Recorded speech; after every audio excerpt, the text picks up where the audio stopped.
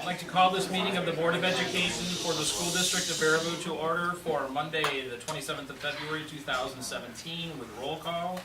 Mr. Cummings? Here. Mr. Coleman is not here. Mr. McNevin? Here. Mr. Meering? Here.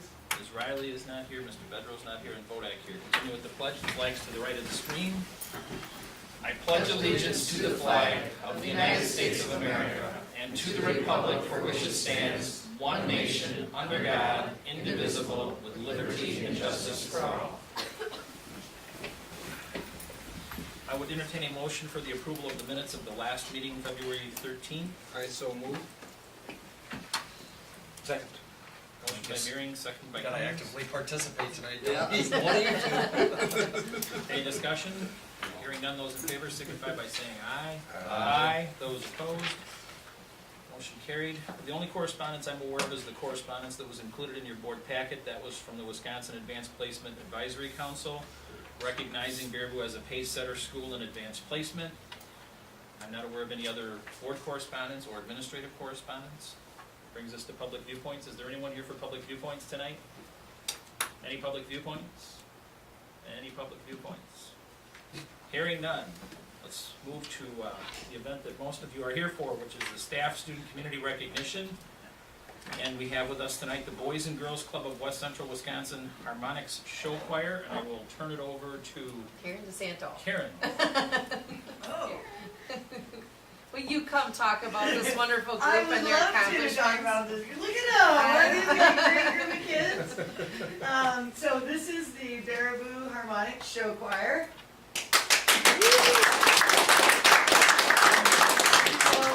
About 2 years ago, we put together a show choir because a lot of these kids are great performers or singers or dancers, but they wanted to do more. Show choir is a big thing in the Midwest, as you know, and I'd like to introduce, before I even know more about it than anybody, it's Drake Laurent is our director. He actually came and said, I got this vision and this dream and I'd like to do this. Is it possible to do this within the Boys and Girls Club realm of things? As you know, we're always looking for new, fun, great programmatic ideas, and so this came to pass. We had our very first inaugural year last year, and we did amazing. Now, this is our second year, and that's why we're all here. And it's pretty phenomenal. I gotta tell you guys, because this show choir stuff is intense. It is super intense. And these guys, they placed first in their division in their second year, as with their latest show, the From the Ashes show. So that's why they're here today. And they threw everybody out of the water, and we couldn't be more proud. What it does on behalf of the Boys and Girls Club is it serves, it's like the perfect mission moment for us. These kids wanted to do more. It was within the arts. It served our mission of serving our kids and giving them great opportunities. They were successful in it. It connects our community with our kids in our club and serves everything about us. And they have a great time. And I love, I couldn't be more proud of you guys. Just telling you that. You guys make me very happy. And the parents too. And the parents are super supportive also of us. So that's all I got to say. Well, we are proud because you are Baraboo School District, and I had an opportunity to see you at the outlet mall during the holiday season. And I'm like, my husband came in the store, he's like, I think those are Baraboo kids out there. And so we came out and watched you, and I couldn't be more proud as well. So I'm very thrilled to hear about your recent success. And I was wondering if any of you want to say anything to the board about your experience. Come on, this is your opportunity. Who wants to go? Should I stand up? Yes, that'd be fantastic. Show us your public speaking skills. Alright, so this group of kids, we're just really close, and what we do is really great, and you guys should see what it really is, because it's not what you think, and it's just, it's like 10 times better than what you actually think it is. And I'm really proud of this group, and you guys should be proud too. Anybody else? I guess I'll say something. Well, this group of wonderful people have become some of my really close friends, and I just love them all so much, and they're all so talented, and I love our show so much, and you should too. Anybody else? I just want to shake your hands. Thank you so much for representing us the way you do. Thank you so much.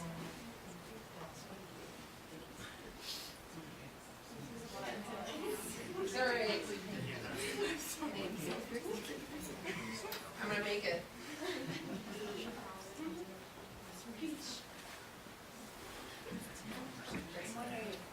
just wanna make one quick statement, is that I have seen these guys perform, and you are correct, you guys are really awesome. Maybe 10 times better than I would have thought you would have been.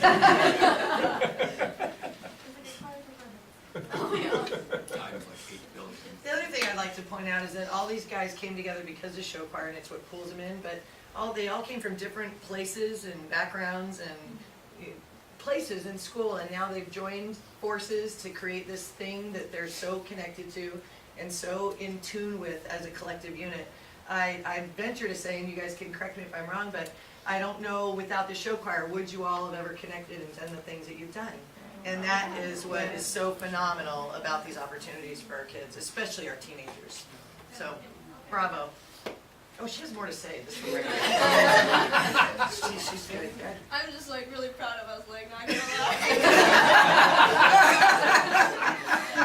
For our own little family. I think show choir is a really good place for kids that like are like, okay, so like we could be doing like way worse things and like 10 times worse. and like we like get out, like we stay out of trouble, and we're just like, I don't know where a lot of us would be without it.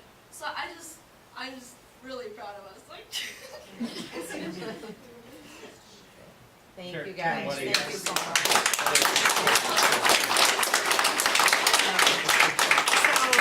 So, show choir, and then one of the questions was, what is the age span that we're looking at? So, because it's a high school competitive show choir, and that's who we compete against, every person involved as performer level has to be Baraboo High School, or a Baraboo in the confines of Baraboo. So we opened it up to homeschool kids too, so they don't have to just attend Baraboo High School.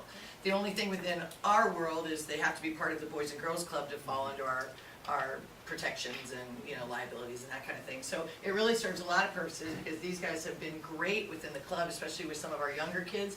They brought an opera singer to perform for them. They share their talents with our kids on a regular basis. So it's really just been a beautiful thing. But back to it's anybody in high school. Also the band, and that's a lot of people that aren't here. The band is 100% Baraboo High School students. So, and again, that's another 9, 15, 9, 12. I think we have 9 pieces this year. Yeah, so again, really phenomenal. So kudos to the music department, who also has embraced this on a personal, professional, and friendship level, because it's a lot of work and a lot of time put in by these kids. And thank you, Karen, for your ability to support this as well.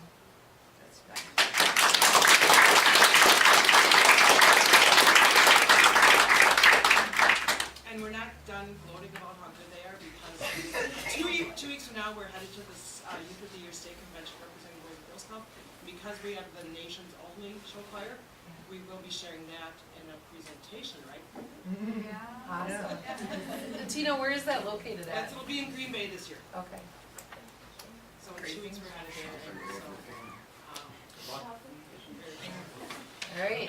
Now you guys are welcome to stay. It gets better. Probably not 10 times better. Yeah, they didn't get us ready for that. They can tell you up. Yeah, thanks you so much. Thank you guys. very much. And thank you, parents. Parents are fantastic. They are great.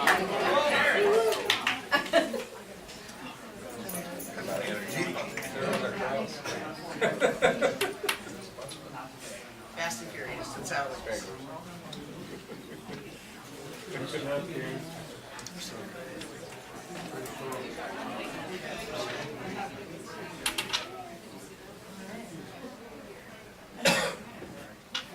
Okay, up next on our agenda under continuous school improvement, we have the winter assessment overview, which is Mr. Carls to talk about the mid-year benchmarks and assessments. We want to see Over to as Mr. much Carls. energy from you as we saw Yeah. from those kids. Jazz hands.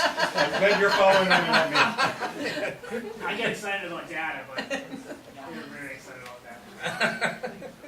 So just some opening thoughts. We just completed the winter assessment window, our interim assessment window, and it went from January 9th to the 27th. And so I have some data in a format that Holly Henderson put together for you, and I think she did a really nice job with that. That's a template we're hoping to utilize moving forward after each assessment window. So just a little bit reminder, we have multiple district assessments that are carried out through the window. And I'll go through each of those in a little bit. Also, during this window, we have a few state assessments that happen in the Access Assessment and the PALS Assessment. So what's the purpose of interim assessments? They help drive our school improvement plans, and they really, from an initial stage, give us kind of that 30,000 foot overview of how are things going in our buildings in reference to data, and then how are things going in grade levels and possibly even classrooms. It helps inform, again, school improvement plans, but also we have numerous instructional coaches within the district, so this data also helps drive those conversations. So I'm going to just briefly touch on each of the assessments. One of the assessments that you're probably very familiar with is the MAP assessment. That's given in grades 3 through 8 in both literacy and math. If you remember in the past, we also had given that assessment in 2nd grade. However, we had a team of teachers and coaches come together last year, academic coaches that is, and really have a discussion about the assessments that we were doing and seeing if we could cut back in a few areas. That was why you no longer see 2nd grade on that list. However, we're seeing how it's going, and we'll survey the teachers and see what we'll do moving forward in reference to that. I also put a new assessment on here, iReady.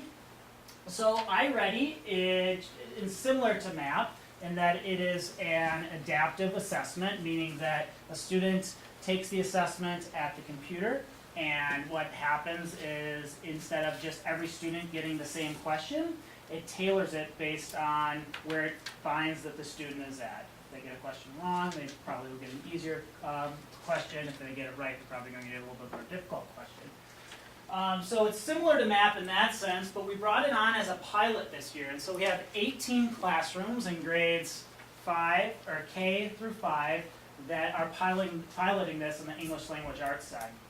And the reason we brought it in as a pilot is because when we really started to dig into this assessment, it has some pieces that when we looked at our MAP side, we found that they could be very useful to our teachers.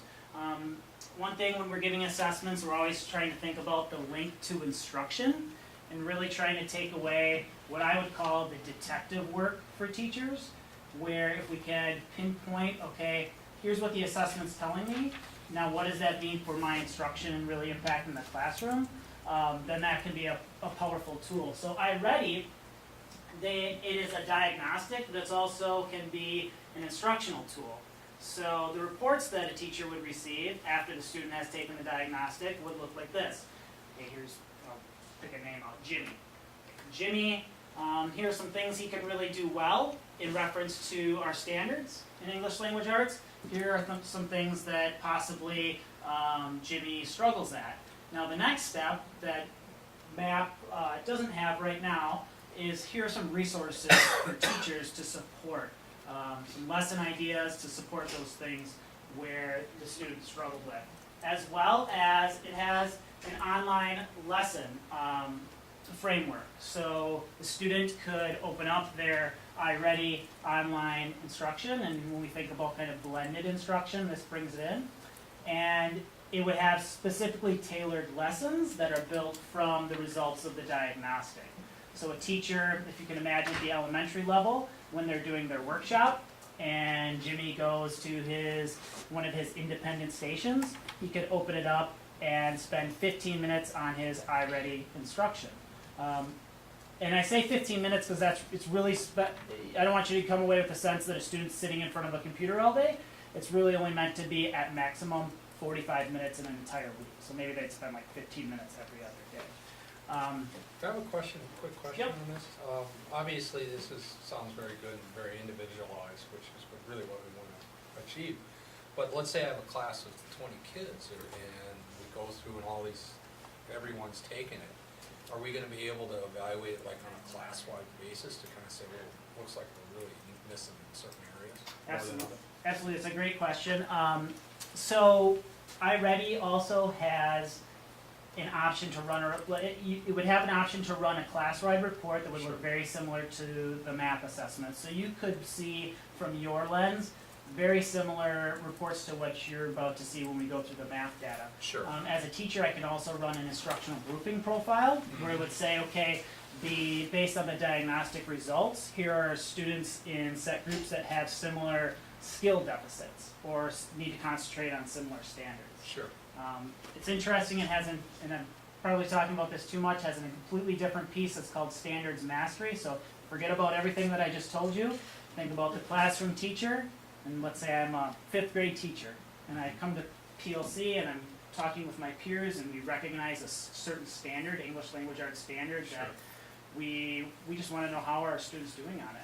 Mhm. We could go into iReady, we could set a common assessment, which would be like 5 questions. It would probably take 10 minutes for the students to complete it. And we could have a common assessment launched to all students in 5th grade. Yeah. We would get the data back, and then we could plan instruction accordingly for the next few weeks around that standard. We have a post-assessment that's about 5 questions, and then Sure. get that data back. Okay. So it also has a piece where, a practical piece from the teacher's standpoint. Now, that all being said, our teachers are piloting it right now, and we're going to go on what their feedback Sure. is around this Okay. piece for moving into next school year. Okay, good. Thank you. So when we look at our data, keep in mind that we do have classrooms that are piloting the iReady on the English language arts side. So when we're looking at the map data, if a class, when we say are looking at like 2nd grade or 3rd grade map data, some classrooms on the English language arts side won't be included in that because they were piloting this during the winter assessment. We have Fontes and Pinnell in kindergarten through 3rd grade. That is a literacy assessment where the student sits one-on-one with the teacher and they go through level text and they check on fluency, accuracy, comprehension, things of that nature. We have Ames Web, which is very similar, but also in math and literacy, and that's done K-8. And then we move into our state assessment of PALS, which is a literacy screener for 4K. And then we have our access assessment, which is an assessment through the state that we give for our English learner population. Is this required, the access? The access test is. Okay. So we work closely with our EL teachers, Jory Ruff, and Hope Miller, and Emily Renzi at the high school. Okay. So now we're getting into the data, and what you're going to see here, this is the PALS results at 4K. On this side, you're seeing the fall, so students coming into 4K, and then when they're at in the winter. And so you'll see that in the fall, we had 39% of our students in the 4K level meeting benchmark expectations for PALS, and we have moved to 77% for the winter. And I know that Dr. Olson's, or the Belk goal is focused around this, and they have high expectations for the spring as well. Is that a common trend coming into Bell? Chris? Yeah, we typically have about anywhere from 30 to 40% of the kids in the fall that come in with some literacy skills, and about 60 to 70% of our kids that don't come in with very many skills. It's kind of hovered around that for the last 4 years or so.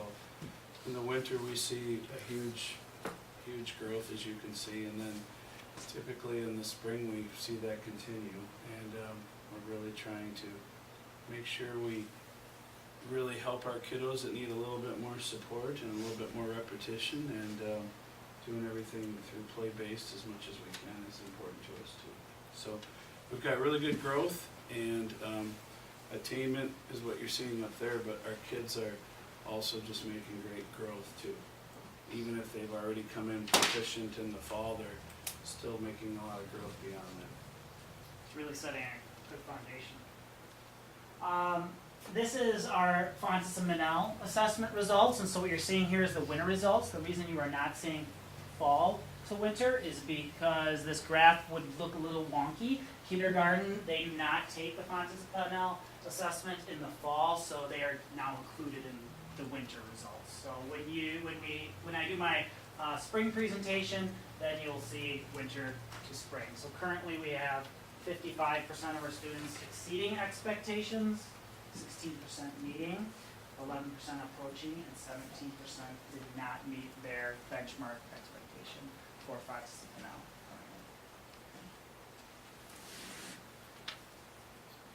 Now we move into our fall and winter math results. So when we're looking at this, what I did is I pulled 1.5 to 2 years worth of data. This check mark right here represents the winter of this school year.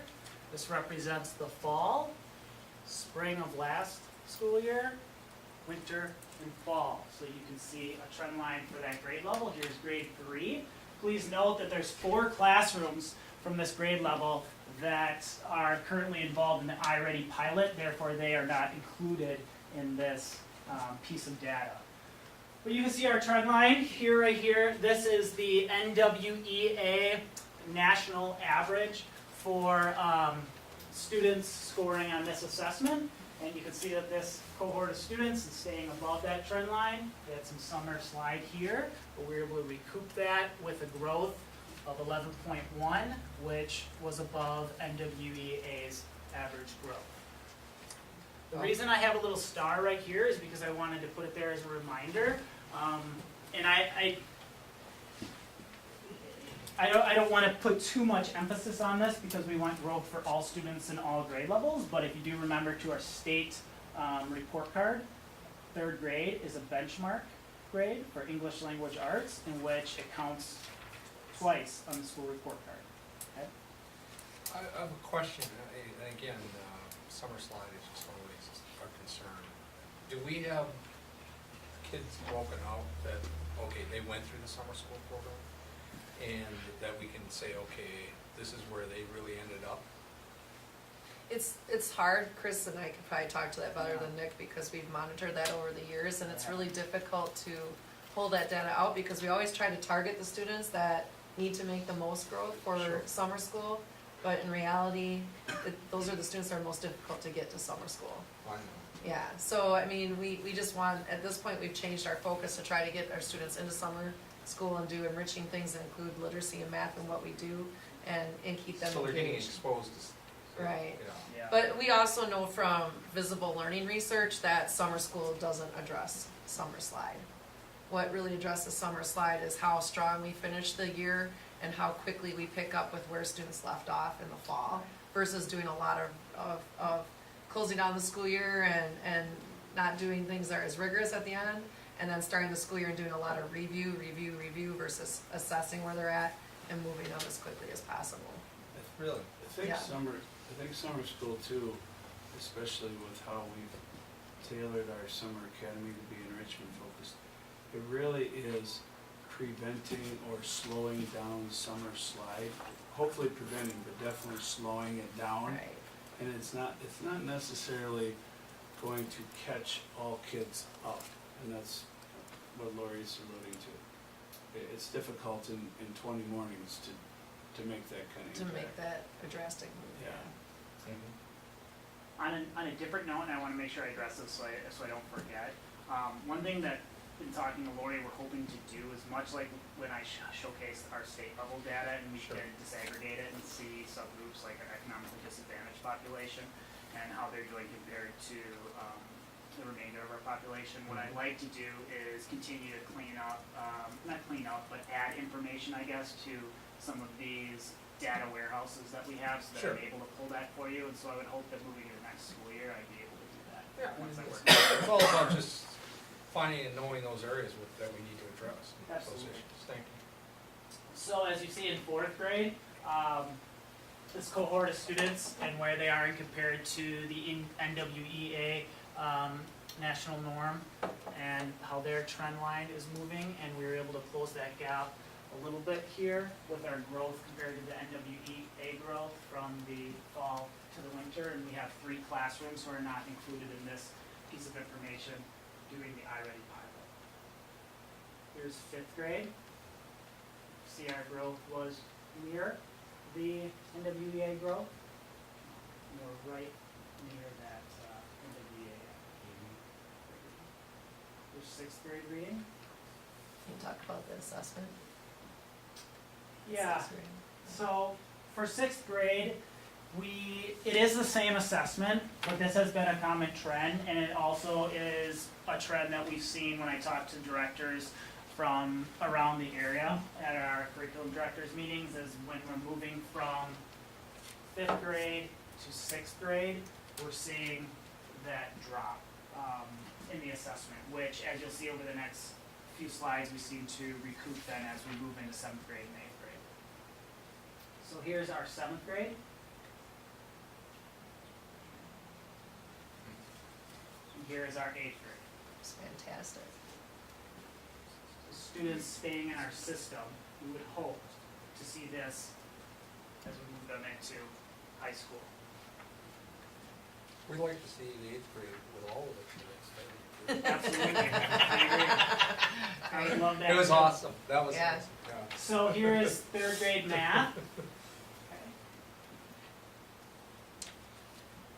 This is fourth grade math. Here's fifth grade math. And sixth grade math. I have an anomaly a little bit in fourth, fifth, and sixth grade math compared to what we have seen for recent trends over the years. And I'll address that in my final thoughts right at the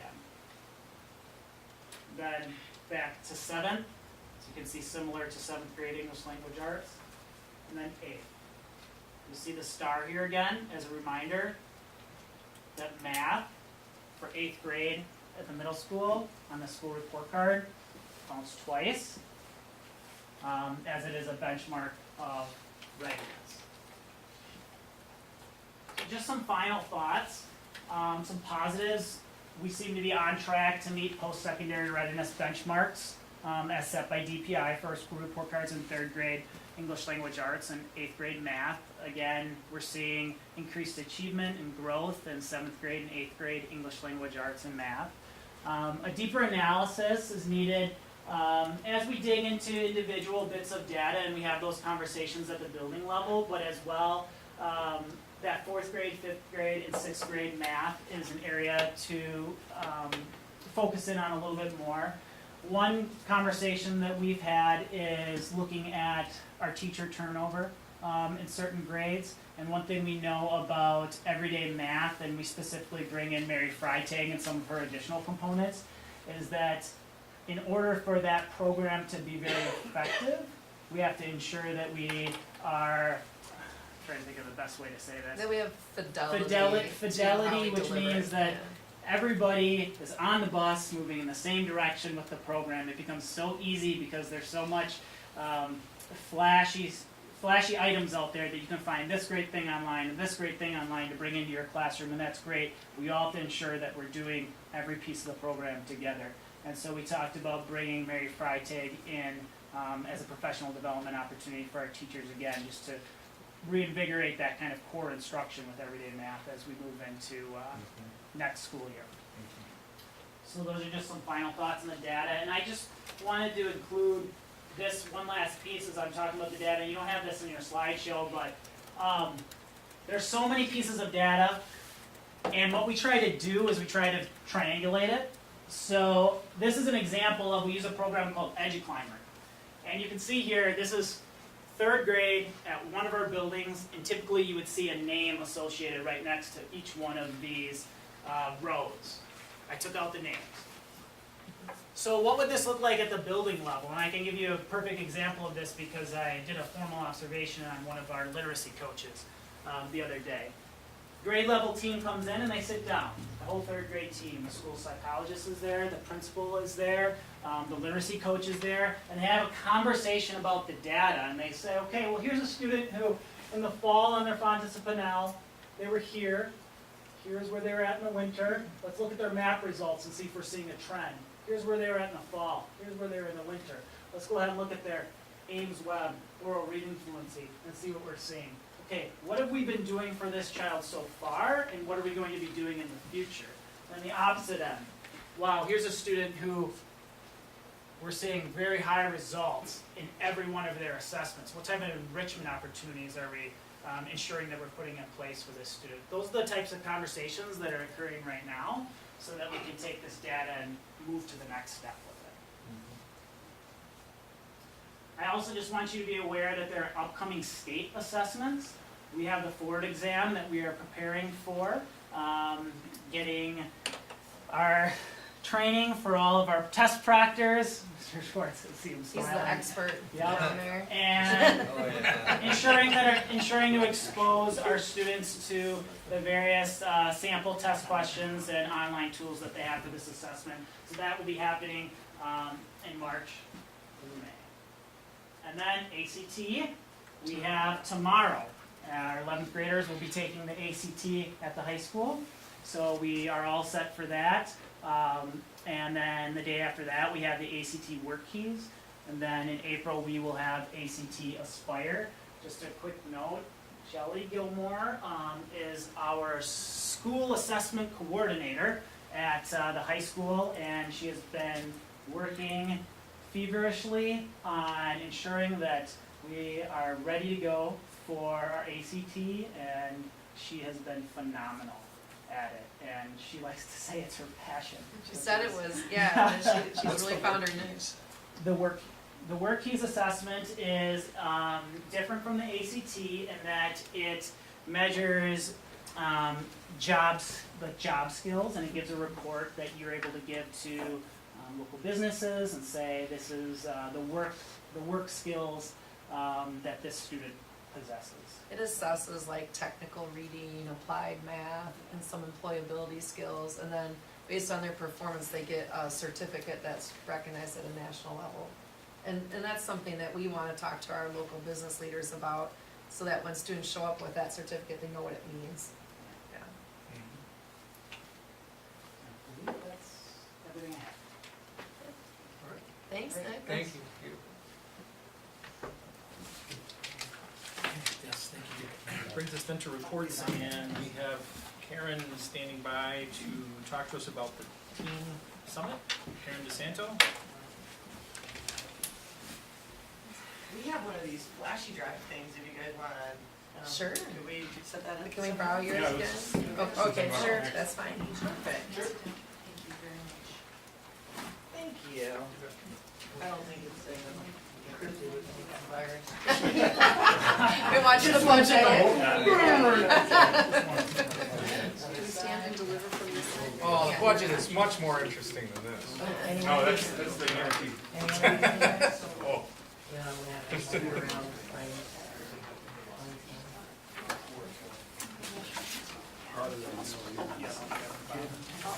Is it the no name that disguise?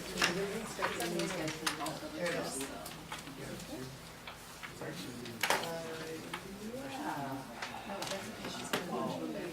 You need to scroll down. Okay.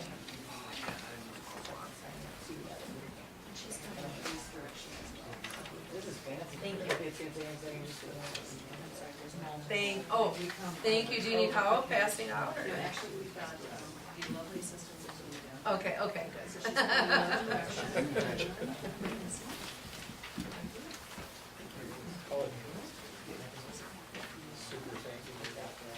Yeah, oh, I'm almost there right here. I'm doing it. Wait, all right,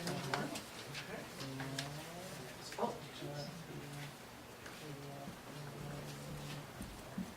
Nope, it's not on here, maybe it's a PowerPoint, would that be able to show up on here? It should show,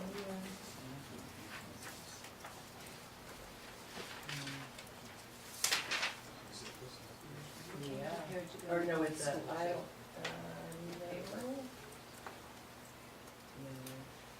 we might not be all the school, we might not be all the school.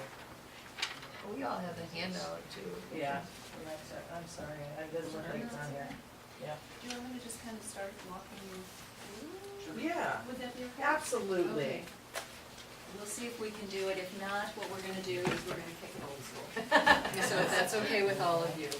So first of all, I would like to say thank you for allowing us to come in. My name is Melanie Platt Gibson, and I work for SSM Health.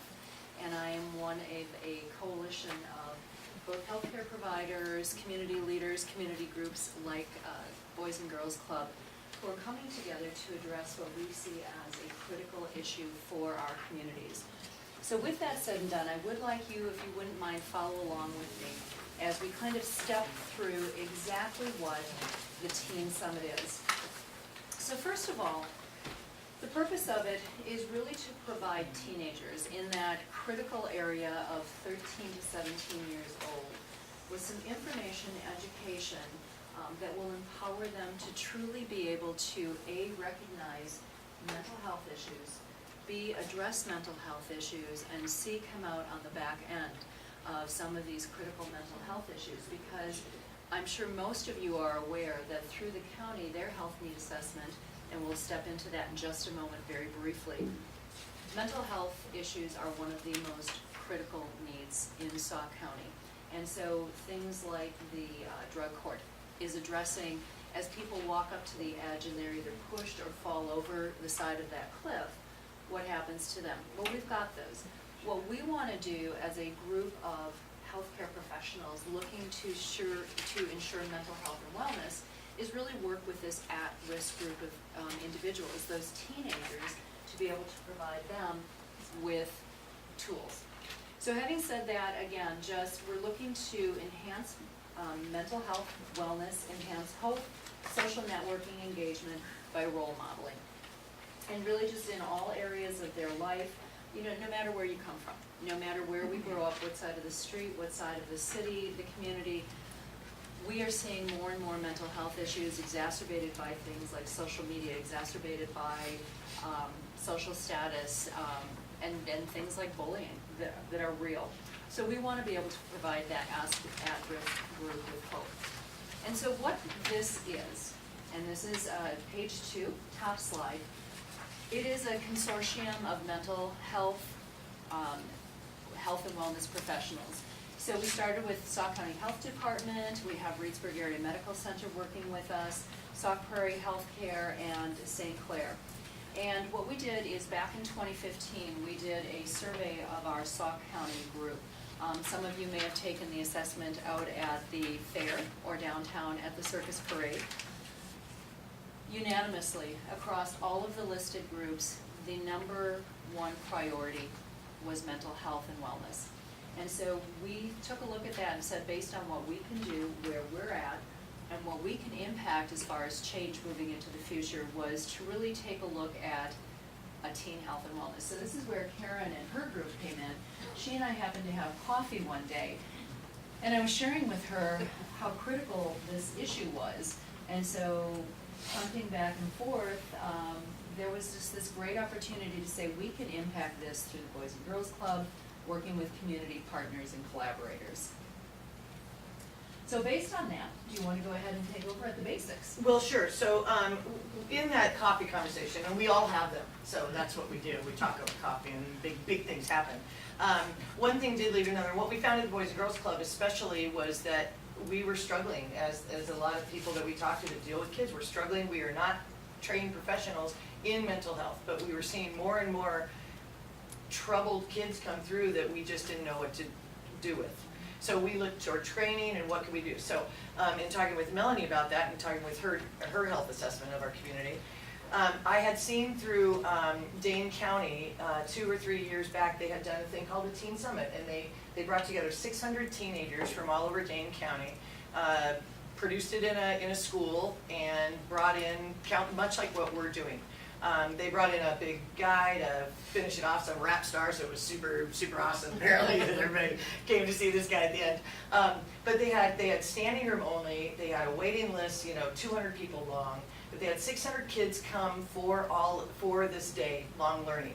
And it's like a conference. I don't know about you, I like conferences. And it's weird maybe, but I always learn something at these things, and that's what these kids had. So this has been in the back of my mind, festering for quite some time. Melanie said this, and this is how the ball started getting rolling to produce something like this in our Sauk County area. So with that, here's what it is. And feel free to interrupt me at any time. This is us talking and having a conversation, because at the end of it, we are going to ask for your support. not traditionally in money, but we are going to ask for your vocal support of this. So I encourage you to ask questions as we proceed. So the basics are, this event is going to take place, it's a half-day seminar on Saturday, April 22nd. You have graciously allowed us access to the Baraboo High School as the first location. It'll take place from 1 p.m. to 7 p.m. approximately. We'll open registration a little earlier than that. And we are going to give these kids tools. What do the tools look like? Turn the page with me. So we are going to give them information in a number of different areas. You'll see from some of the presentation names, building bosses. How do you become the boss of you? You know, what does that mean? What does that look like? What does that feel like? We're going to talk about beyond social. You know, social media right now is the way people identify themselves, the way they put themselves out there in a global environment, and goodness knows if you're not validated by 237 of your favorite peeps globally, you're a failure.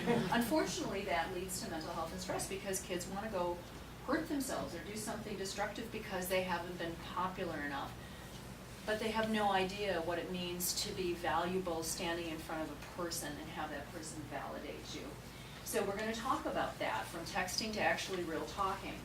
We're going to talk about connecting and affecting. We're bringing in a coach, and what he wants to share is everyone is relevant. So let's learn how we can connect more fully with each other, take care of getting all of the weaknesses off the table, and let's focus on strengths together and be part of a team. We're going to work with Chip Meister, our Sauk County law enforcement group, is going to come over, and they're going to talk about things like, what is cyberbullying? What is that line of demarcation that you cross? And when you cross it, what are the consequences for that? Because there are real consequences. And I'm going to take a quick little sidebar. One of the things that I found interesting as I was conducting the health assessment for St. Clair is I had a chance to ride along with our law enforcement officials, our EMS teams, folks that end up on both ends of the spectrum and bringing people to us. So I wanted to see what they saw and how it ended up with us. So one of the days I was riding with a local law enforcement official, we ended up at the Boys and Girls Club, and we had this sit-down conference with a parent, with a student, with club officials, and then I was privileged, really honored to be part of this conversation because it was so enlightening. This young individual had put some information out on Facebook, a series of snippets and videos. And it was leading to not only stress internally in the club, cliques and taking sides, but it truly was cyberbullying because this individual had put out there some very negative things. And when questioned, this young person said, I don't get it. I don't understand what I did wrong. I don't get it. That individual did not know that line of demarcation and how they had pushed over the edge of that to truly create stress, pressure, mental issues for not only club members but for the individuals they were bullying. And so this was the kind of, you know, with all due respect, the come to Jesus meeting and saying, here's the real consequences of that. So law enforcement was brought in. And this young individual was given to understand that if there is truly a case here and there is a crime committed, that this young individual was going to be responsible, not the parents. This young individual was going to be responsible to law enforcement for the consequences. So we need to share that with them and help them understand what it is before they get to that point. We're going to be talking about a Captain's Academy, and we just found out today the gentleman we had selected is not going to be able to be with us, but we're going to look to find another person. But it's really, again, we're all captains of our own destiny. How do we get there? What is it? What are our special skills, talents, and treasures? We're going to talk about sex and the media and relationships. Because the media defines what we should be. We are who we are. The media is not their la la land, if you will. We are real. So we're going to help talk through that and help give kids some tools on that. And then we're going to really talk about, you know, roller coasters. I love this, merry-go-rounds and the haunted house. So emotional well-being, mental health. And then at the end, we're going to have one of our very own, Ryan, is going to come in and he's going to talk about Scared Straight. He's gonna talk about what it was like when he was a teenager and he ended up in prison, and what it feels like to come out on the backside, and how very few come out and have the opportunity or have the fortitude to do what he's done. So pretty cool stuff, and then of course, we're gonna cap it all off, so our like super rap star this year is going to be Nigel Hayes, Nice. potentially. I know. Nice. It's super exciting. And that really was Karen, and all of her contacts down in Madison with the Boys and Girls Club, she really delivered big, and so we're super excited, and we hope that that's something that the kids will come for as well, even if they don't wanna be educated on, well, perhaps on sex and relationships. Nigel will get them there. And then just, we're gonna feed them, so food's important, so we're working on kind of that mobile lunch truck idea with Jose's. We've got some healthy snacks, whole grain, fruit, water type of things, to make sure that they're all fed and they have brain food and they're ready to go. So with that, it's gonna be a full day where we truly hope to educate, engage, and empower these young students, 13 to 17. So our development team, I'm not gonna read through it, but you're seeing the partners here. We've got some great folks that continue to come on board. We're getting some amazing support from, so Paquette is the one putting on the merry-go-round mental health and what it is. We've talked to the County Board of Supervisors, we've asked for their support, and it was interesting because they were so engaged with this. They're like, okay, why aren't you taking it to Weston and why aren't you taking it to River Valley? We're like, they're further away, they're like, they're part of So many South County, reasons. Yeah. do it, and so we've reached out to them as well. We do wanna engage everyone, and then they started asking us, well, can you take it from like 10 to 18? Yeah. And we're like, no, we need to just get it off the ground first, we need to do it really well, we need to assess with the students, find out how we did, and then come back and do it all over again, because this is not gonna be a one and done type of thing. But we certainly hope not. I mean, Right. one of the things is to get, like Melanie said, is we do want this off the ground. We do want to get a target base of ages that we're looking to, and then grow it from there. If it needs to be younger, we all know that, yeah, mental health starts when they're younger. We know that. But these are the kids that we can touch right now that don't really have a lot of options. They don't have these kind of things available to them. So this is why we chose these days and these times and these ages. And so very quickly then to go through, we have what we want as our goals, 250 students from the South County area. We have the 6 school districts, again, what our goals are and what we want to provide them with outcomes, audiences. This is where we're really going to look to you. We'd like to work with your school nurses. We would really like to work with service groups. So we're going out, we're talking to Kiwanis, we're setting up, Karen and I are kind of, type of thing. We're starting to get the word out, so I don't know if any of you had the chance to read Saturday's paper, but in the health and wellness section that comes out monthly, we do actually have information that we supply talking about, it's time to talk to your teens, with a little bit of information starting to preview the Teen Summit. We've got a partnership through SSM going with Time for Kids out of WISC-TV, and that's really what this is all about, is mental health, and so we're going to be working with them to make sure there's stories. But that's just a starting point. We really need to organically get this going. So what we really would like to ask, well, first budget again, we're looking at about $8,000. We're working with the hospitals, we're probably going to go out into the community, and not probably, but we will be asking some businesses to partner with us. It's not a lot of money, but it is a lot of impact. So what we would like this group to do, it's really that last slide, the last page. Would you allow us to provide you with information that we can get to the students, that we can get to the teachers, that we can get to parents, that will help the parents say to the kids, this is important, it's free of charge, go. It's right here in your own community. Can we get to your school nurses and your guidance counselors, and can they say, gosh, did you know there's going to be this half-day seminar? It's really important and really valuable. We think there's going to be some great tools there. So with that, that truly is our ask. Would you support us vocally into the community, and would you allow us to provide you with information that gets kids funneled into this program so that we can all give them what they need to be successful moving forward? Questions, comments, thoughts? Yes? Have you ever heard of a program called Teen Institute? It was run at Baraboo. probably early, mid-80s. I have heard of that. I have not.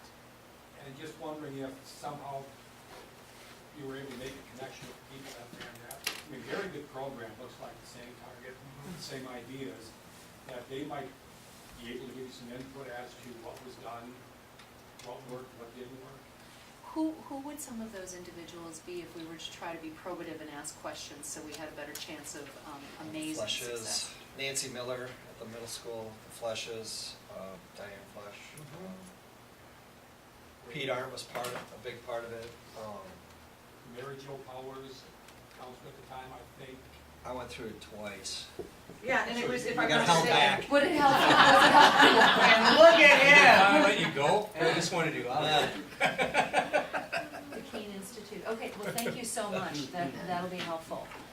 I think the thing, if you don't mind, so what I'm looking at is, and I love this stuff because I think we, and collectively, collaboratively, we can make some impact on this. The thing about mental health and what we're talking about, even listening to you talk about it, I was like, oh, sweet God, it just sounds horrible. It doesn't sound fun. So our goal and our drive is to make it enjoyable to you. There's nothing worse than all of us sitting around these tables right now deciding what's the best thing done for kids when we're not one of them, when we're not listening to who they are and what matters to them. So this is what we have really tried to talk to people, find out what the pulse is, get a superstar basketball dude in there, make it something very relevant to them, but also keeping our eye on the prize on what it is we can share with them from the adult side of the table. Right, because national statistics are this, I mean, truly, as we put in the paper, 1 in every 5 youth will experience a mental health issue. So if we can stop even a small fraction of that by empowering them to recognize what it is that they're facing, and then at least identifying resources that can help them understand or move forward, we have a head start. Because we all know, again, that precipice that we're dealing with right here in Sauk County, you're getting pushed over, rolled over, pushed forward, or you're running toward it and jumping off. We don't need any more of our youth to be that group that's moving forward on that front line. The other thing I'd like to share too is in that, so how do we gauge it? It's all great to put on this awesome event that I think is gonna be fantastic, but how do we study it?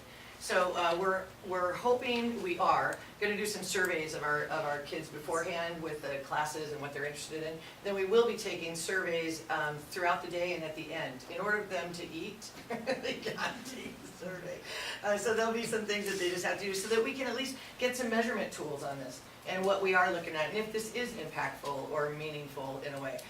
The other thing that we know is and this is where you guys really come in, and the words on the street, those club kids there, the show choir that you just saw, it's hey, if the cool kids are going, then we all want to go. So we need to build this up so that it is something. I'd like to see it as something, almost a reward, that if you can go, do you get a point in a class? Do you get some great, get some reciprocity somewhere else in your day as a student? So if there's things like that we can. Speeding ticket, get out of it. I'm all in. I got a That's 16-year-old called that Chip. would be interested in Yeah, that. really, it's like a get out of jail free card, that's actually not an idea. But what can we do to incentivize, yes, that's the word I was trying to say, for these kids to make it fun and useful. We want this to be successful, and I'll tell you what, a lot of eyes are on Sauk County right now because of this, because of the collaboration, and because of the clubs, and because of the change, as you know, the Reedsburg Club is coming in. There's a lot of vision on our county right now, in youth, in what we're doing for our youth. So I really, really believe this is gonna be a fairly big deal. And already Lori's been great with the yes, whatever you need. I mean, using the school site is fantastic. We'll continue to help, not a Yeah. problem. So that's just, our song and dance on that. And we'll look for some kind of incentive that we can offer our students. Great. That would be phenomenal, thank you. And everything's go, as far as conflicts, you've always checked out that, for the day and everything and so on. Yep, Jim Yeah. was my go-to guy to Yeah, ask. it was great. He said, not a problem. Remember, Jim? Yeah, remember that, Jim? Remember that time you He's said? shaking his head "Mark?" up, yes and no, right now. Well, and we did our due diligence also, we tried to get around prom time, and there's just a lot. Sign-ups and Yeah. We didn't want that to be a barrier, so when we go to prom because of this. Yeah, we got Yeah, it. and so the 250 really is, if we can get 50 kids from each school district, or maybe a little more from Baraboo, maybe a few less from Weston, just because Weston isn't quite as big as Baraboo, but gosh, can you help us put butts in seats? Because we think we can deliver the goods. And we can certainly accommodate more. Oh yeah, we'll take more, that's our goal. That's our goal. That's our goal, is minimum. So we can really accommodate are more. asking you, Yeah. can you help us meet or exceed that goal, because it will be what's good for our youth. Well, I mean, I'm sure Lori and Glenn have already, and Jim, have already really been working hard on this already. And it's certainly, it meets with our strategic, many of our strategic. Right, goals. it And so, is. working with the community, collaborating, mental health is definitely right at the top of our radar. And so, another program like this is certainly gonna help.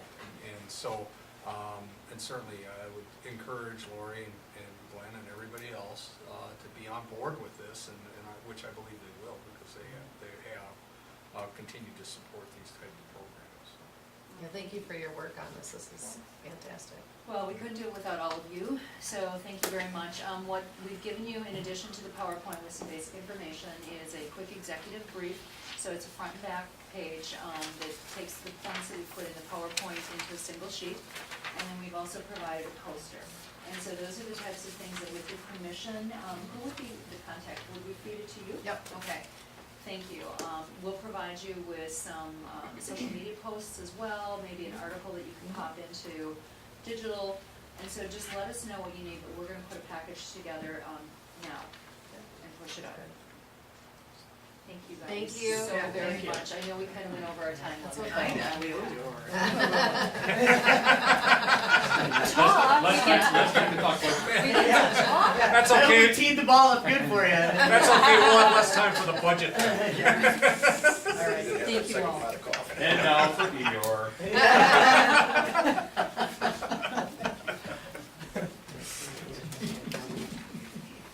Oh, well. Okay. I'm gonna quickly go through the budget parameters.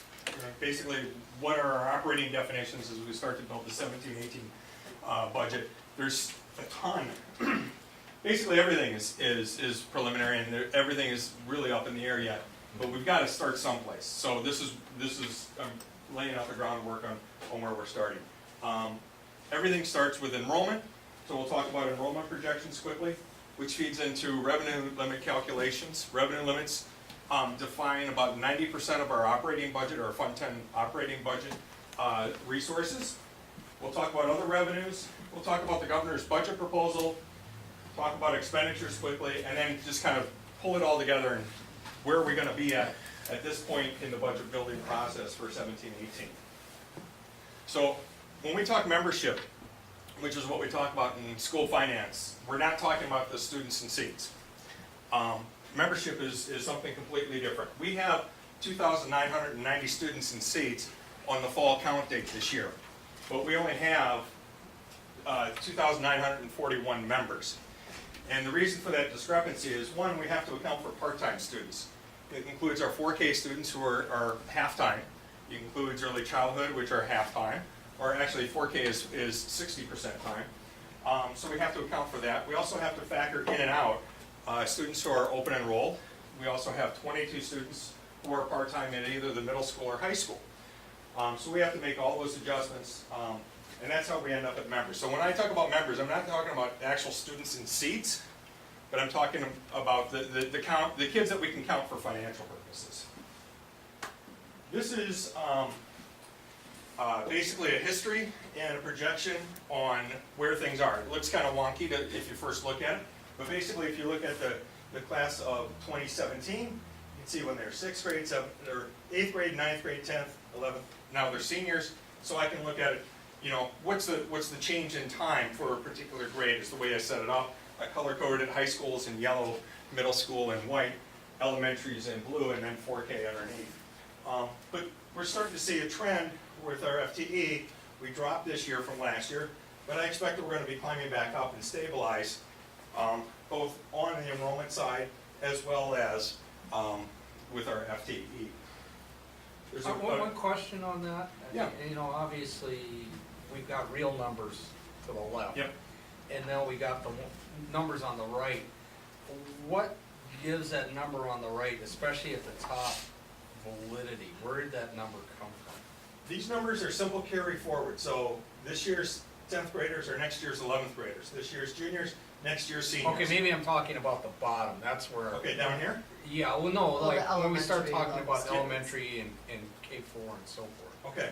Cause So, like, we're going from 167 to 185, and so, So- why do we feel this number might be Sure. going upwards?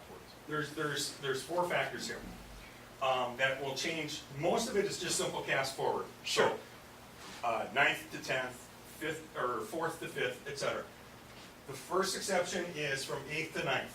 Yeah, We see a large influx. It's the average for the last 5 years is a plus 23 influx of new students into the high school who are not in 8th grade. And most of that is from parochial schools.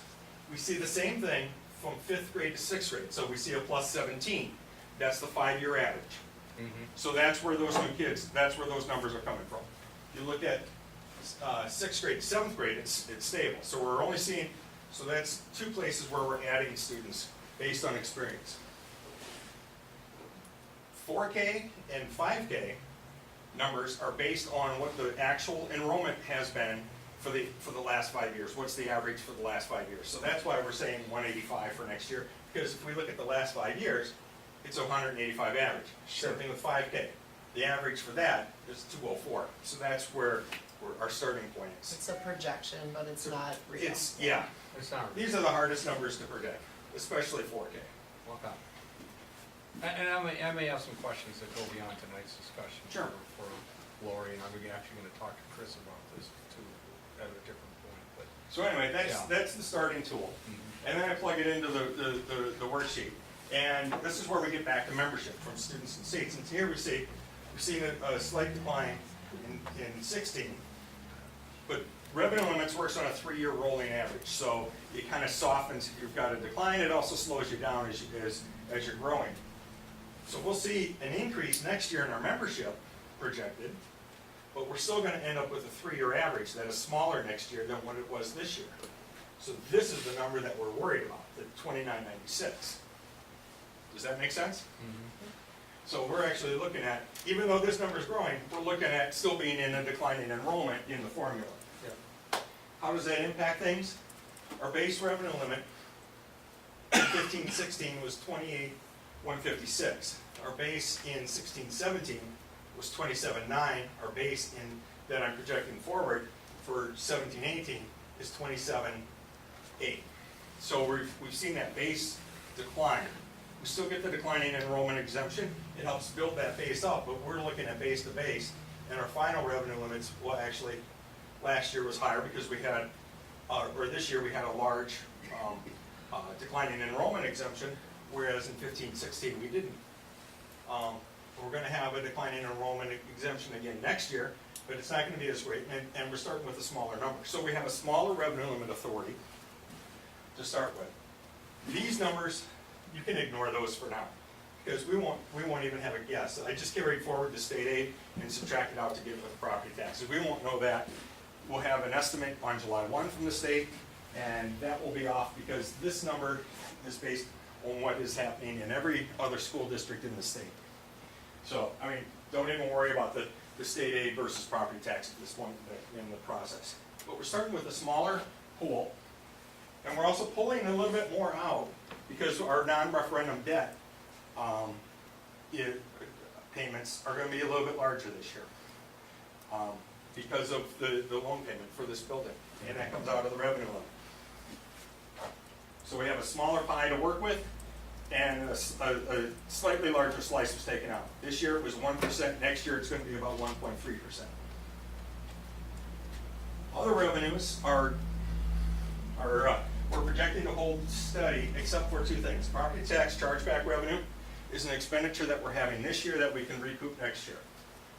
I can get into the details of that, but that's getting into the weeds.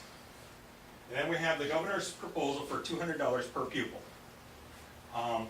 That would add almost $600,000 in new revenues for the district. But, and this is important, it's uncertain how far this proposal is going to go. The proposal is to add $200 per pupil. Members of his own party who are in leadership positions in the legislature, specifically the Assemblyman who is the co-chair of the Joint Finance Committee and the Senate Majority Leader, have both expressed concerns or skepticism about being able to afford that amount.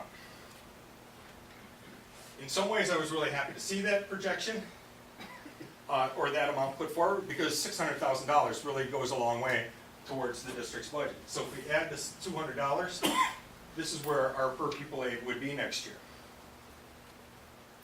This is where I thought we might be. It's $0, which would put us at $750,000. So trying to figure this out, and we talked about it actually in Finance Committee, we're in agreement for our budget building purposes at this point in time, until we know more. We're gonna start with $100 as kind of our foundational number. So that's gonna equal about $300,000 additional revenues this year over last year for that particular line item. So that's what we're gonna be using moving forward. You put it all together, at the $100 per pupil, we end up total revenues $33,333,000. This includes both special ed as well as general fund revenues. And the reason we put those two together is that they're very interlinked, because costs in special ed will draw resources from the general fund and back and forth. So we look at those two in conjunction. Now, if we flip the equation and look at the expenditure side, we've got some operating parameters that we're starting with. The Finance Committee review, we're looking at roughly a 2% increase in wages and salaries. And that's consistent with the alternative compensation model that the district's had in place now for a few years. So that's about where it should be. We're looking at a 5% increase potentially. We're budgeting for it for health and dental insurance. We're in the last year of a 3-year contract with Dean where we were locked in at 5% cap. So it could be higher, it could be lower. We'll actually start to get those numbers in the coming week or so, and we'll make adjustments to the budget based on that. We'll hope once we get those numbers, we'll respond and figure out what we can do with it. I'm just budgeting a 5% increase in utilities. I think it's prudent to be looking forward and saying, natural gas prices are not going to go down. Transportation contract is set up for a minimum of 2% increase based on the CPI. The CPI is under 2%, so it will be a 2% increase. Other costs are going to remain the same, but there's some big ones out there that we don't know yet. Open enrollment is probably the next biggest one. Transportation, utilities, salaries, health insurance, and open enrollment tuition are the 5 biggest line items in the budget. We don't know what those costs are going to change because the open enrollment window is open right now. It opens in early February and it goes until April. So we won't even know how many applications we have until late April. So taking those percentages and rolling this year's costs forward with those increased percentages. Wages and salaries up 2% is about $375,000 new costs. Health and dental insurance up 5% is close to $200,000 in new costs. Utilities, transportation, you see the increased costs there. All other costs remaining stagnant. We're looking at $34,043,000 in expenses. It's an increase in cost of just under $620,000 over what we have this year. If you recall, our revenue stream did not go up that much. We have already identified a few areas that we're counting on for savings. With our new transportation contract, the responsibility for actually purchasing the fuel is shifting from the district to the contractor, and they're able to, they've negotiated a much better rate for cost of fuel per gallon than we were able to get. So we're expecting to see a $10,000 savings there. We already know we have 3 individuals who won't be with us next year who are retiring, and plugging their salaries and benefits costs in with a generic salary and benefit cost for a new employee who sits in the middle of the compensation matrix and takes family insurance will save us about $40,000, $41,500. And then we do have a staff member who is on military leave through the first semester next year. Not filling that position for the first semester will allow us to save, half of his salary. Actually, so $71,000 total savings. So we're looking at our total revenues under the $100 per pupil scenario. We're looking at $33 million in revenues, $34,000 in expenditures, but we can back $71,000 of that back out. Means that we're starting at a deficit for next year of about $640,000. Now that's just a working deficit. As I said, there's a lot of variables at play. So comparing year to year from last year to this year, or this year to next year rather, we see our revenue limit, available revenue limit is down $446,000. Per pupil aid, we use the number of the $100 per pupil, so it's up about $300,000. Other revenue up to $57,000. Expenditures, all those costs we talked about, $620,000, and our savings. So the net change from this year to next year is again about $640,000 because we're operating right now with close to a balanced budget. So in conclusion, everything is literally almost everything is up in the air yet. We don't know what our enrollments are going to be, and we won't know that until next September, and that's what drives our revenue limit and will determine how much money the district brings in. The per pupil aid component of the governor's budget, we'll have to watch that as it goes through the legislative process. Open enrollment tuition, what other districts will be paying us for students who open enroll into Baraboo. And on the expenditure side, we have to look at staffing level changes. Are we going to have any staffing level changes? What are the approved payroll increases? Is there going to be 2%? Some groups are, it's going to vary by group. We're waiting to see what our health insurance renewals numbers come in. That's going to change things. Open enrollment tuition for Baraboo students who are going to elsewhere. We won't know that until April, but that's going to have a big impact. But we do know that if we don't do anything, we've got a deficit to start with. And Bob, to add that, that's prior to looking at any additional new needs. And one of the things that our district leadership team continues to talk about is the desire to add more behavior interventionists to support the work that's going on at the building, so. So this is just based upon, we haven't made any changes whatsoever, including behavior interventionists, Correct. social workers. Correct. A whole list of things that are probably needed. It could be even in our, technical areas. And a lot of these areas are needed for us to not only support our students, but to grow our students to be college and career ready. And so certainly, these are things that we need to bring forward with our legislators and our governor as they push their budget through and saying, we're gonna have to make do, because unfortunately, there was a record number of referendums, many of them operationals that passed that last time, and so we need help from the state. And so certainly I'll be asking questions, because I'll be going down on the day at the Capitol, and I'm gonna be talking to hopefully some of our legislators to say, hey, we need help. We're not there yet. So, thank you for the report. Any other questions? Do you take questions from other people? Or is that not appropriate? Yeah?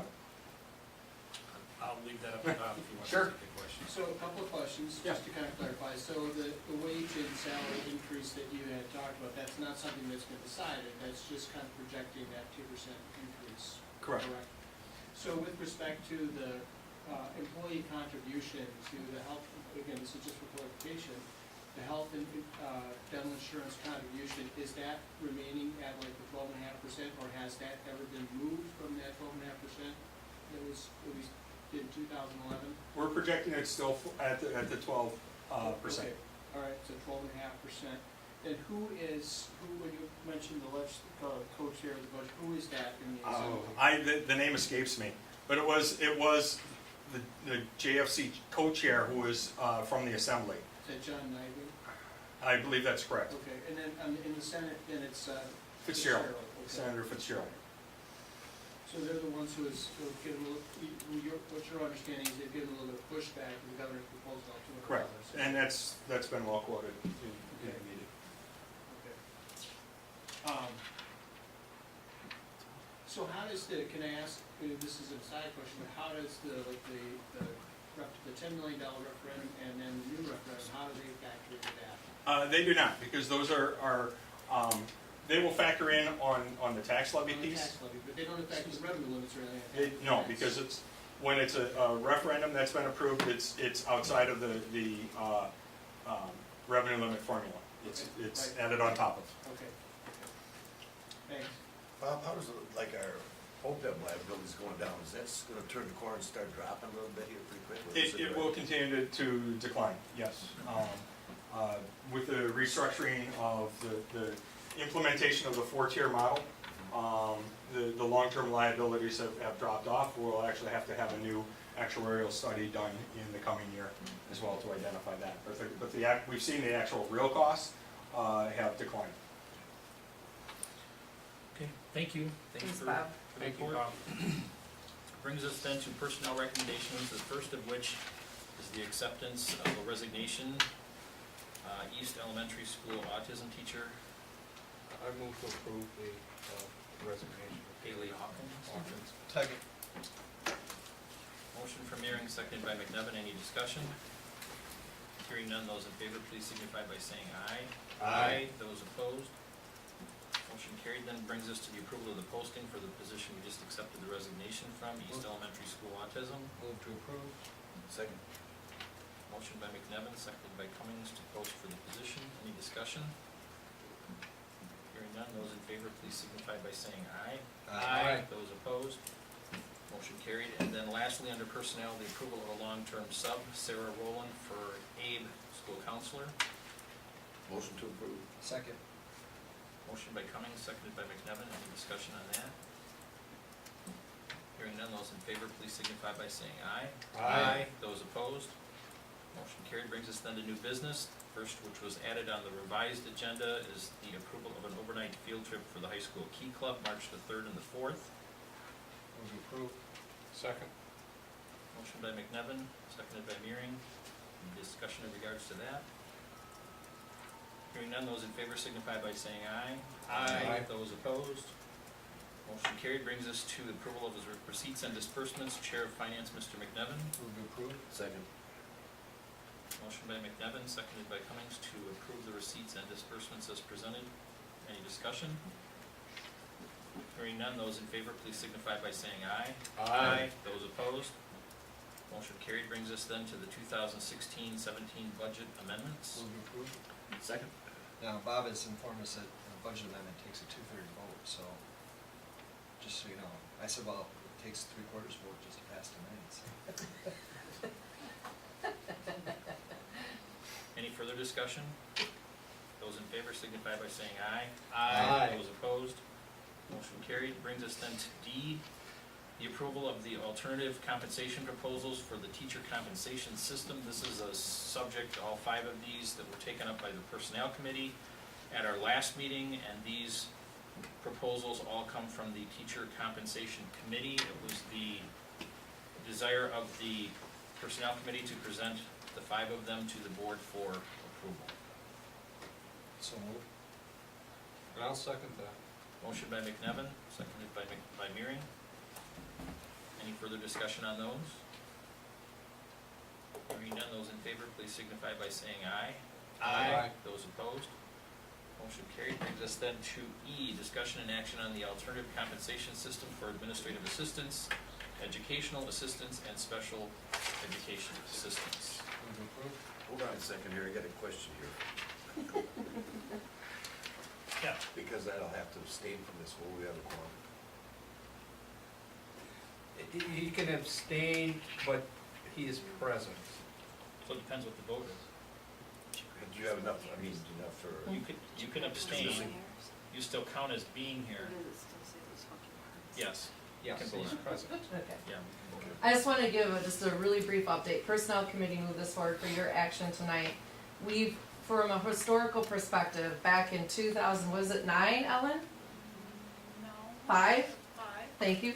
So back in 2005, the school district had implemented something called BEST, which stands for Baraboo Educational Support Staff Training. And at the time, all of our administrative assistants and our educational assistants, our special education assistants, received opportunities for professional development. And if they completed certain levels of professional development, they got a one-time $200 stipend. That kind of went through the chain of people who were existing in the district, and we hadn't really done anything much with BEST over the course of time. And recently, last school year, we brought back a committee to focus on this because it was identified by our staff that we want to provide professional development opportunities for growth for these individuals. We know that there's a positive that the more time they spend with professional development, the better impact it has on the district and our students, more importantly. And so we surveyed the staff on needs for professional development. We created a map this year. Kathy took the lead on this. I'll make sure I give you due credit for that. And we have paid our individual staff members who are willing to partake in professional development then this year, if it was outside of their work time, to come and receive that training and then use it with their work. What we've then talked about this school year is how do we bring back some kind of incentive for our staff who are participating in this professional growth if we know it has a positive impact on our students. So what we came up with is an alternative compensation proposal, much like what we have for our teachers.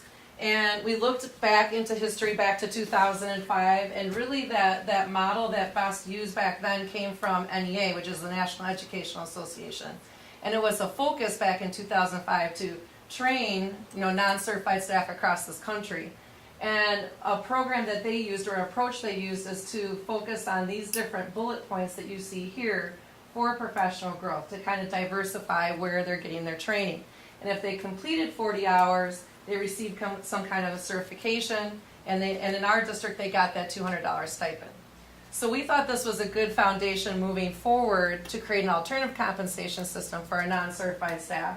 If they would complete 40 hours and then do some kind of a value-added, we use the word portfolio, but I think really what we're talking about is like an artifact. So, for example, we had an attorney come and meet with our administrative assistants earlier this year, and she talked about the confidentiality rights of parents and students, and how to deal with parents who are asking certain questions and what they can legally share and not share. And there was a list of things that we identified as work that need to be done based on that presentation from the attorney. And we had some individuals in the district kind of take on that work and create some tools for the rest of the administrative assistants across the district. That would be a value-added artifact or project that they've given back to the district. So what we're proposing is that we create an alternative compensation system where our staff can elect to go through this professional development of 40 hours that we'll continue to map for them and diversify opportunities. They complete a value-added project that would be approved by Kathy, would be the approver, and I would be a person for appeal. And if they did, we would add 20 cents to their rate of pay moving forward. The soonest that they can complete any 40-hour amount of professional development and project is about 2 years. So this really doesn't have a budget impact for the next 3 years because we'd start with next school year. And Bob has mapped that out for the personnel committee, and a 1-year cost, if we had 50% participation, would be $16,000 to our budget. So at this time, we're just asking for full board approval to proceed. The question is who's doing the educating of these different components? Great question. I've had a variety of different staff members. We had Kayla Bauer come in and do things on behavior management. I've had Kathy Thornburg and Ann Wren do mental health. Colleen just did a communication, how to communicate with staff, parents, and things like that. So we've used a number of people within the district too. And like I shared, we brought in Melina Pianta from ASA, who's an attorney, to do that session. And we've done some, for just administrative assistants, which like Melina was one for that. And we've done things like behavior interventionist, was probably more geared towards the educational assistants. So we've kind of broken it up at times, and then other times we've put them together. Yeah, okay.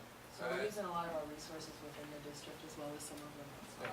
Again, I believe we have a lot of great qualified people, but this is a need because, we have so many people that have contact with our students, and we need to get them fully up to board. So I think it's a great proposal. Yeah, and it's really been collaboratively designed. by a team of individuals. You wanna name all those individuals who are on the team, just to give them credit? Dawn Pavley is on the team, we've got Renee Teasdale, Georgina Erickson, Joy Lumsden, myself, Lori, Ellen, Lori's, no, what's her more time? Heidi. Jody Woodbury and Heidi Heidi Hansen. Yeah, I think And that's, I think I'm missing, do we have 10 or 9? I think that's all. I think that's it. Yep. Okay, So good. it's, across district, we've got educational assistants, we have, our health assistant, and a lot of the administrative assistants. Good. And the feedback's been really positive, I've had feedback come to me after every single one. And of we the did do a professionals. presentation to the non-certified staff about this, to seek their feedback before bringing it to personnel. So are you excited about it? They were very Very excited. excited. Yeah. Good, good. Further questions? Entertaining motion? I had a motion on the floor. It's still waiting for a second. I will second that. Having a motion from McNevin, seconded by Mearing. Any other questions or clarification? Hearing none, those in favor signify by saying aye. Aye. Aye. Those opposed? I will abstain. No. I did Mr. say aye. Cummings, abstention. Brings us then to the back page, which is letter F, the approval of the application for the cooperative team renewal. This is an existing co-op for hockey, boys hockey specifically, and the schools involved, I believe that changed, it's Portage and Partyville, it did not change, Jim? It did not change this agreement. Move to approve. Second. Motion by McNevin, seconded by Cummings, any further discussion? Yeah, just just questions, Jim. Obviously, the majority of the students, by far, are Baraboo students. How many cooperative teams do we have at this point? Only the 2 hockeys, boys and girls hockey. And could you give me a rough feel of what our distribution is on the girls hockey team, as far as the schools? You mean from each of the schools? Yeah. Well, it fluctuates. That one really fluctuates from year to year. For example, in my first couple of years here, I think we had at least roughly half of the players. Then Reedsburg kind of had the next chunk, maybe 25%, and then just as kind of 1 or 2 from Boston, 1 or 2 from Dells, 1 or 2 from Sauk Prairie, and even Wisconsin Heights had one a few years ago. Now it's flipped. This past year, I think we only had 2 out of the 20-some girls, roughly 20 girls.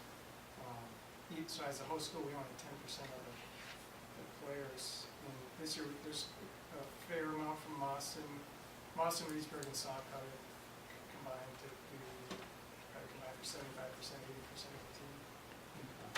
And I have a concern with, with cooperative teams. And certainly, I understand that there's other students out there, but in many instances, we have other sports where we will have students open enroll to our school district. Girls, that's obviously a different situation. Guys, we could field our own team, but, and I'm not saying, I'm not gonna be voting against this, but I do have that concern saying, why would we necessarily co-op when we could run our own team? So, just concern on it, and so, and maybe that's something we need to look at and explore more, not with the boys and the girls, because that's obviously 2 different models that we're experiencing different populations, so. The boys, I just talked to the hockey coach this afternoon, and I asked him, projecting how many are we gonna be getting down the road from Portage and Partyville, and next year, we have 3 students from Portage and Partyville. They'll all be seniors next year, and as of right now, we don't know of any other coming up the pipeline. So really, in 2018-19, we'll probably be fielding a team of just Baraboo players. Yeah, and I would maybe review that, and if it's just gonna end up being 1 or 2 from another school, I might just say, you know what, if you wanna come, you need to come. Right. And be fully engaged with the Baraboo school district, so.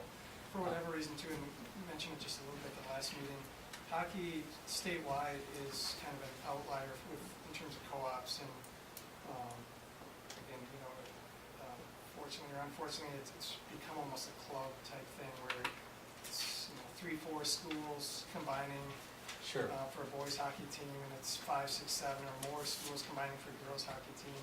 That's the one sport that's unique compared to all the others. in terms No, of- and I don't wanna deny kids opportunities, but, my question and concern is like, well, maybe we could even explore other sports that might be more able to handle our full population, so. But those are just my concerns, so, otherwise I'm ready to roll. Okay, having a motion by McNevin, seconded by Cummings, those in favor of the approval of the co-op for hockey, signify by saying aye.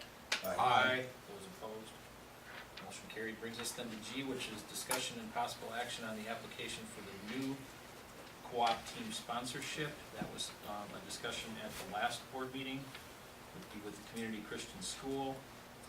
They're requesting to co-op with our athletic teams. At this point, it's boys, soccer, golf, wrestling, football, baseball, cross-country, track, and basketball, and girls swimming, track, volleyball, and basketball.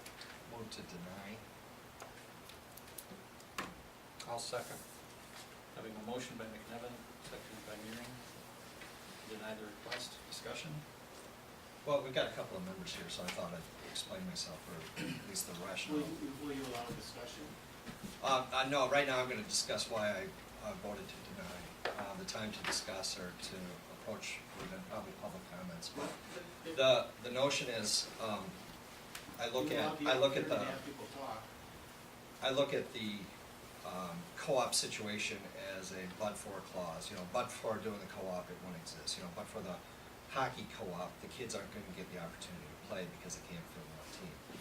And so there's a mutual benefit to being part of the co-op. This is not an example of that because we're able to field those teams without co-oping. The other thing I have an objection to is the fact that it's a private school and it's a private religious school. So we don't control their borders or the kids that go into that school. We don't control their athletic code or their policies and practices. They may or may not mirror a public school, but for that simple fact, they've chosen not to be part of the public school, which is fine. But it's just something that I don't think we should be co-opting. Any other further discussion? I just want an observation. Last time that we talked, I threw out the idea of whether or not it would be feasible from our standpoint to approve a co-op if football was removed from that request. I also took an opportunity to spend a considerable amount of time on the Community Christian School's website. There were several things that I found on their website that I wouldn't say they were alarming from a standpoint of they're free to put whatever they want on their website, but one that was concerning to me, and I'll just read it out loud because it does have a significant bearing on my vote tonight. It says, Community Christian School of Baraboo reserves the right to discriminate on the basis of religion, marital status, or gender with regard to certain positions where approved job description for that position indicates that the determination relates to a bona fide occupational qualification reasonably necessary to the normal operation of that particular position, or where the job description can demonstrate that the school is unable to reasonably accommodate an employee's religious observance or practice without undue hardship in the conduct of that position's responsibilities and activities. And the amount of time that we have spent as a school district talking about discrimination policies, again, the Community Christian School is certainly, they can have whatever policy they want, but it is not a policy that reflects the current status of the Baraboo School District, and for that primary reason, For clarification, Kevin, if I may, for Sure. clarification, that's with regard to our employment I policy? understand that, but So that's, what does I that read it verbatim what it says. Yes, but that's with regard to adult employment. That has nothing to do with kids attending CCS or their own personal development. I read it verbatim what it says, so I'm not making anything into it or taking anything away from it. Mr. Mearing said earlier in tonight's comments that part of the strategic plan is working with the community and collaborating. One of the things that Mr. McNevin stated on several occasions when we've discussed different types of policies has been that we are here for all students. I've heard that phrase over and over again, for all. We are here for all. I believe we are. I believe we are. anybody from the community Christian school is certainly more than welcome to enroll in the school district of Baraboo. They will not be turned away. That's not the case at your school. Let me ask you another question. Let me ask you another question. Say one You, thing, he doesn't have any students enrolled currently at CCS. Okay. Just to So- technically clarify. understood. Well, as long as we're asking questions and answering questions, on your family application, neither one of you can answer it or not answer it. On your family application, it says family's home church pastor's name and telephone. If someone were to enroll in your school or fill out a new family application and they left that blank, would they be allowed to enroll in your school? Absolutely. Okay. And Good question. you were correct with the employment clause, you're right, I mean, that's where, it's not gonna, I didn't make that up personally myself, but. I it think part of what is, I think part of what is clear to CCS students, again, we're talking about students here, we're talking about kids, the reason we're all here is because of kids, not because of adults, we're here because of kids, is that those kids that would seek to be part of those co-op agreements would be subject to Baraboo schools, the Baraboo school. Your entering into the co-op agreement does not inherently put Baraboo high school students under the auspice of community Christian school. Those community Christian school students who are wanting to play basketball or wanting to play soccer would be subject to the rules and guidelines set forth by Baraboo Public Schools. And we wouldn't seek to have an exception of that. They would know what they're getting into, is the simplest way I can phrase that. Any other questions? And there are expanded opportunities for Baraboo Public Schools to showcase Baraboo. There are benefits for Baraboo Public Schools in this co-op agreement to have those students be able to see what happens at Baraboo schools. I don't think I don't agree with the dynamic that it's simply that it's not a two-way street, that there aren't benefits that can come to the students in Baraboo for having kids that have a different family environment or have a strong family environment coming into the school. I just think if you're gonna say that you're here for all, if you're gonna say that you wanna enter into strategic things to collaborate and you're there for the community, I think this is a natural fit for being part of the community and encouraging people to be part of the Baraboo Schools community. Questions from the board? Any other comments? Having a motion and a second. Now, the motion was to The motion was to deny. So those in favor of the motion to deny signify by saying aye. Aye. Those opposed, motion carried. Thank you. Brings us then to the discussion and update from the ad hoc committee. Mr. McNevin? Oh, goodness. Lori, it's been a whirlwind tour. She's probably been busier than all of us combined.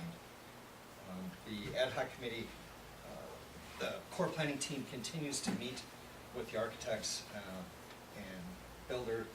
Another meeting will be Wednesday, but in conjunction with that, Lori's been meeting with staff, Bunny's been meeting with staff and the architects, walking through each space personally, learning about not just square footage, but programming and the direction of the curriculum and how to serve students best, and lots of great input to have just a tremendous impact on the building. We're still on target for our coming forth to the board in March, so March. next month. And that's the end of the schematic design, and the schematic design is taking those orange squares and purple squares that were just representative blocks and bringing forth something that's got walls and doors and square footage and design elements that you can say, yeah, that makes sense. So that's kind of where we're at. Yeah. It's still not finalized. No. It's still a push and a pull, and everybody goes, well, why is that corridor there? Or why is, this part of the art department so far away from the other part of the art department? And so they're trying to build those synergies. They're trying to get, and then don't forget, we're trying to bring in the professional kitchen from the Civic Center and make that part. And how does that integrate? And how do, it's fun and it's frustrating and it's fun. And so those are all the things that are going on. Well, we're getting to the point where it's gonna be really exciting for everybody in the community so that they can see what those schematic designs look like as we're done finishing the push and pull on it, so. So on time, on budget, that's the key elements. How was the contractors meeting? We had our Excellent local question. we had our local subcontractors meeting last week. We had 20 local subcontractors come in and engage with CG Schmidt on potential bids and what that process looks like. I had a local sub come up and say that was the best presentation. They felt like they were part of it. They felt like they were gonna be given opportunities to be part of this project. They were very enthused about where this was going. Eric from CG Schmidt expressed the notion that, and I wasn't there, but he Yeah. related to me that this being a longer project, it's easier to work with local contractors versus last referendum was a shotgun approach. You had $10 million one summer, 7 buildings, everybody had a 6-week window to get your jobs done and get out. And so it made it very problematic for somebody to pull everybody off their jobs to work on nothing but the school for that period of time. So it made them difficult to bid on some of that stuff. But this is gonna be different. People are gonna be in and out of the buildings during breaks, during summers, 2 summers. So it'll be exciting. Yeah. And Bob, when the bidding stuff for the GLW project, that's due coming in? The information will be going to BG&T in April. Any questions about the revitalization? There's a lot of interest out there. You got some little substance there, a lot of people would just sort of like to see it. Yeah, Yeah. you know, and the thing is, the teaching staff is very enthused throughout the building, and the buzz keeps building, and people keep reporting back, and, you know, we're trying to make sure we have that schematic design locked down before it gets released, so that because things keep changing, every meeting, you know, room size change, placement moves, you know, so it's a little bit of a give and take. And we'll honor Mo's request of having teachers come in and share about that process when we're ready to share those schematic designs. Anything else? Motion to Entertain a motion to adjourn? Second. Motion by Cummings, second by McNevin, those in favor? Aye. Those opposed? Motion carried. Thank you.